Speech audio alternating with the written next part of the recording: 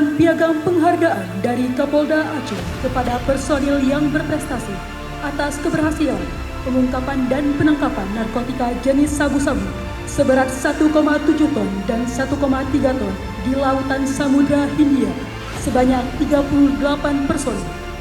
2. Penyerahan piagam penghargaan dari Kapolda Aceh kepada personil yang berprestasi atas keberhasilan dalam pengungkapan kasus penembakan Mako Polsek Sektor Pangkon Aceh Barat sebanyak 10 personil.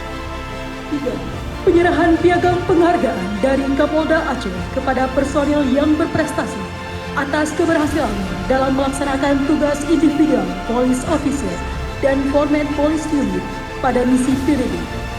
4. Penyerahan piagam penghargaan dari Satuan Brimob Polda Aceh kepada personil yang telah mengikuti prakualifikasi Pekan Olahraga Aceh cabang olahraga menembak yang berprestasi dan mendapatkan medali emas dan perak sebanyak 4 personil.